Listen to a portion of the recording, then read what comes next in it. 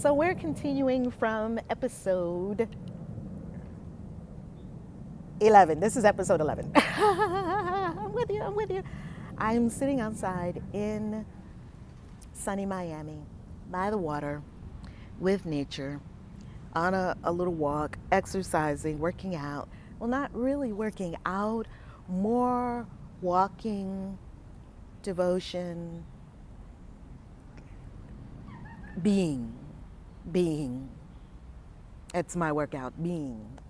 And yeah, yoga and the whole thing. Working out the whole body is beautiful. And don't work out only your body and not your mind. And definitely not, don't work out your mind and your body and leave your spirit out. Do it all. By the way, I got to give a shout out to one of my beautiful, beautiful, beautiful love tubers who sent me this Buddha scarf. Can you guys see that? Is that awesome or what? It's beautiful, isn't it? Okay, let's talk about Satoshi Nakamoto and the Genesis block. So remember, Bitcoin is a ledger. And remember, now this won't make much sense to you if you haven't yet seen episode 10. So watch episode 10 and then you will have this episode as well. And if I'm not numbering the episodes correctly in my speaking, they will be numbered correctly below us. So this is the next episode in Bitcoin Explained Simply. So now we're up to the point of the story where Satoshi Nakamoto actually tried it. He actually did what he said he was going to do in the white paper. Now this is something that altcoins don't do. Many of them, including Ethereum, still haven't done what they said they were going to do. Well, it actually worked. And he did the computations and boom, 50 Bitcoin spit out. But the Bitcoin didn't have any value because nobody knew about it. We already talked about the network effect. If you're the only person with 50 Bitcoin, it means nothing. It means nothing to the whole world. No one knows anything about it. No one else has it. It has no monetary value whatsoever. And I know you may be saying, well, that's crazy because now we're at a place where Bitcoin's monetary value is $30,000, even though it's having its usual corrections. Bitcoin is extremely volatile. It's having its usual corrections. And so now it's down, I don't know, to 28,000 or something like that. It had zoomed all the way up to 60,000 and over 60,000 at one point. And then it went down in this current cycle. Now, when you're watching this video, you might be saying, like you have said to yourself when watching some of my other videos, Bitcoin was only 28,000 back then. It's 528,000 right now. Whenever you may be watching this video, because these videos live for a very long time, and I don't know when you may be watching this video, and yet it's evergreen because this video is all about principles, and principles are evergreen. Well, Satoshi Nakamoto mined this Bitcoin. And boom, out popped 50 Bitcoin. Wow, it worked. Yay, it worked. We have 50 Bitcoin. But like I said, it has no value. No one knows about it. So he did it again. And yay, out popped 50 Bitcoin. And Satoshi Nakamoto kept doing this. And his wallet is still there. And the wallet has in it something like close to 1 million Bitcoin. Something like 800 or 900,000 Bitcoin. I'm not sure on the exact number. And the wallet is still there. He actually never spent the money. He, she, they, whomever they may be, they actually never spent the money, this person. The money is still in the wallet as of this conversation. Now, people watch that wallet like a hawk because, as we've already spoken of, Bitcoin is an open network. So you can go and you can see what's in wallets and you can see what has been sent to wallets, unless we do some more, some methods of obfuscation. I hope I'm saying that word right, where you start hiding shit, hiding things, which you can do a little more hiding and a little more fancy stuff with Taproot and Schnorr signatures. Anyway, you can look at that wallet and you can see exactly what's in it. And a lot of people in the Bitcoin community find a lot of comfort in looking at that wallet and seeing that that wallet has all that money in it. And a lot of people say that they would freak out, or people would freak out if money ever moved out of that wallet. I wouldn't freak out because the wallet doesn't belong to me. I have my own Bitcoin. And guess what? Bitcoin is yours. You can do whatever you want with it. So if you own it and you want to move some Bitcoin out of it, go right ahead. But supposedly Satoshi has left the scene. Not died, but, you know, is in hiding or doesn't want to be known or is not out here with us right now. I guess that's what we could say. So the wallet is still there with all these Bitcoins in it. So it worked. Well, Bitcoin had no cash value probably for several months, maybe over a year, before Bitcoin actually had a value when an old exchange, I don't even think this exchange is in existence anymore, listed Bitcoin for something like 0.0000032 of a dollar.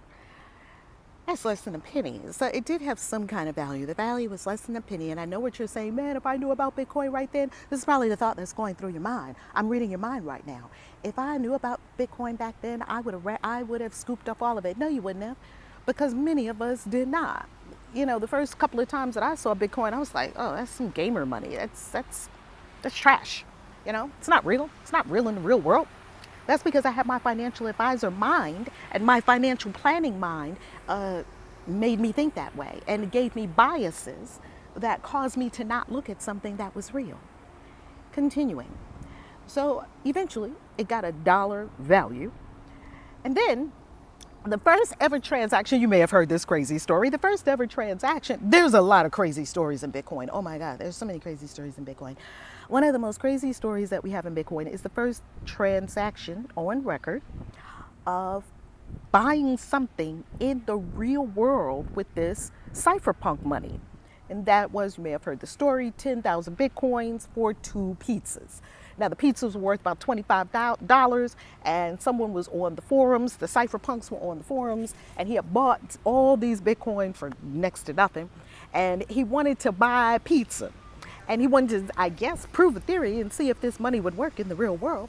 And so what did he do? There's boats going by behind me. It's a beautiful day in Miami. So what did he do? He put on the boards, hey, I want to buy a pizza for 10,000 Bitcoins, or 2 pizzas for 10,000 Bitcoins. And at first no one responded because they're like, this is a nut.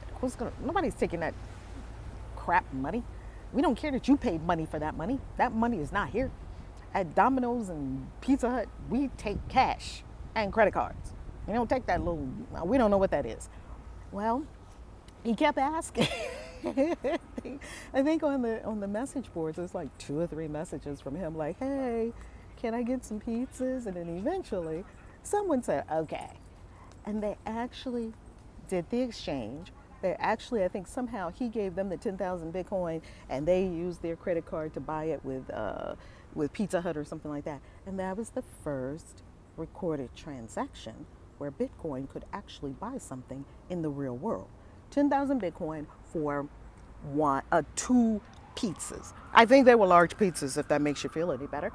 And the value of that, if you take 10,000 times 30,000, I think that would be, how many zeros is that? 1, 2, 3, 4, 5, 6, 7, 8. It would be 3 times 10, 30, followed by 8 zeros. So what would that be? $300 million? Do the math. At any rate, those were the most expensive pizzas anyone has ever consumed in the history of humanity. Well, what did the pizza experiment prove? It proved that this money can be used in the real world. Now, if you fast forward to 2014, November 2014, when I finally really understood Bitcoin, because I was orange-pilled, and yes, I'm wearing orange. I was orange-pilled by my higher self. Orange-pilled means that you are told about Bitcoin. I was orange-pilled by my higher self, and in meditation, it came to me Bitcoin and Bali. It actually came to me Bali and Bitcoin. And I jumped up and I began to study. And when I really studied it in earnest now, because it came to me in meditation, so I believe that. I didn't believe it when it was just bouncing around the internet.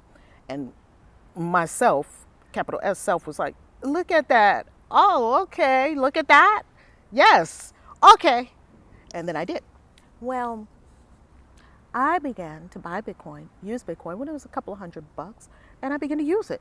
We weren't saving Bitcoin. We weren't using it as a store of value. We were using it for transactions. I was buying plane tickets with it. I bought pizza with it. I bought coffee with it. I bought books from Barnes & Noble with it. Everything you can imagine that you can buy with regular fiat currency, I bought with Bitcoin. And guess what? It was wonderful. It was wonderful. I'm like, oh my God, we're free in the world. We're free. We're free. We're free. It's just that people don't know we're free yet. It's like having a secret and people don't know the secret.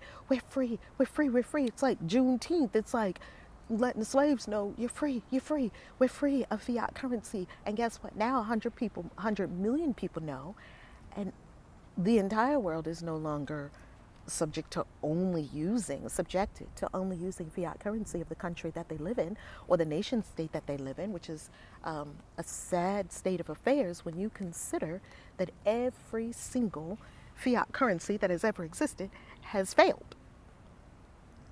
Every single one has gone to zero. Every single one. Over 600 fiat currencies, every single one of them has gone to zero. What do you think is going to happen to the dollar?